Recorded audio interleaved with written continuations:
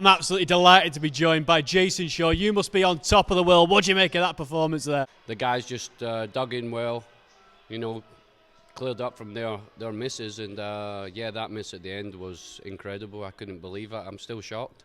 Absolutely, and you've just been having your victory sandwich. You seem to be in a very happy mood. Is there any chance USA can pull this one back, or do you think this is in the bag now? Well, the last 2 points were obviously massive because they should have won both of them, but that would have been a big swing.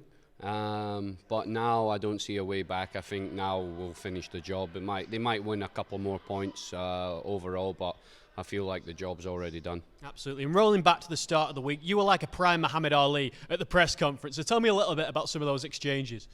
Yeah, it's fun, builds the event up. I think I wasn't lying in what I said. Everything that I said was the truth, I think Shane showed me some messages from Skylar saying that who should I pick, and Shane wanted to pick Lucas.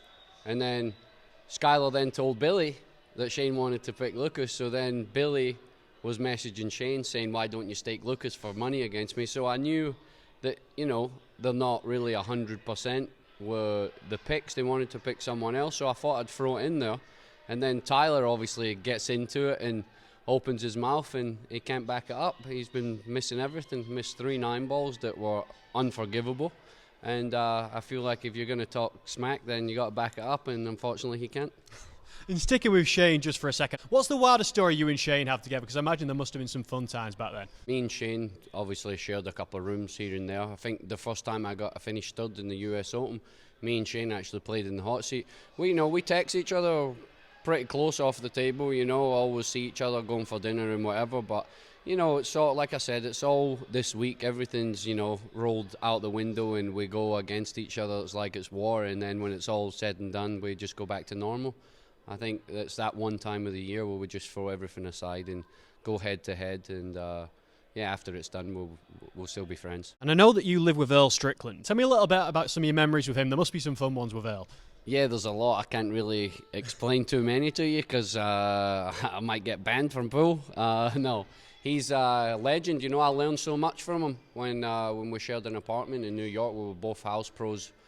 Steinway Billiards, it's now closed down, and he was telling me what I had to do to be a good player, practice as much and, go to the gym and do different things and how to be a better player. So, I'm grateful for all the advice that he gave me, and I feel like when I was growing up, he was one of my favourite players. So to be sharing a house with him and getting knowledge from him and practicing with him was just an unbelievable experience and something I'll never forget. Absolutely. And tell me a little bit more about New York, because I know that must have been an exciting time of your life. I think you beat Ronnie Alcano around that time in New York, so tell me about it. Yeah, you knew that. I don't know how, maybe you were looking it up somewhere, but I played a lot of top players there. I played Ronnie Alcano, Bustamante, Efren was always around. I think that was the main place for all pool players to go, was New York, because the pool room there was fantastic.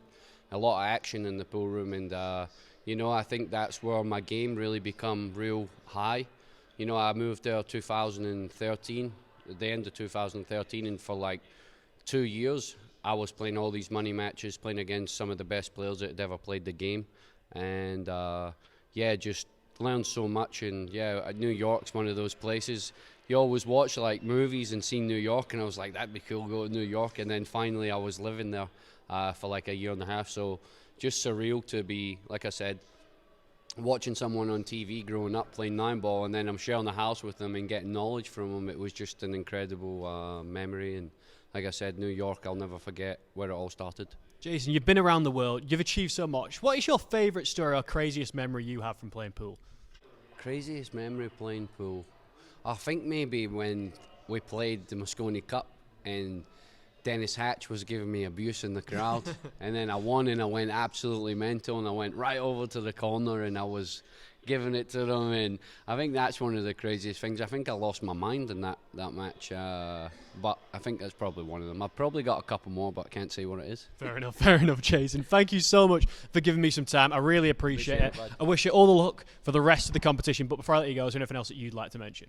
No, just thank you to all my sponsors and all the fans for coming here. This event wouldn't be the same without you here, and thanks to Matchroom for doing all this, because without them, I don't think pool would be in the state it's in right now. I think they were in the dumps for a long time, and when they came back around, I think a lot of players were happy to see them put on big events, and now we got full calendar and Reyes Cup, Mosconi Cup, and hopefully next year we'll have many more tournaments. Perfect. Thank you, Jayson. Cheers, brother. Appreciate your time.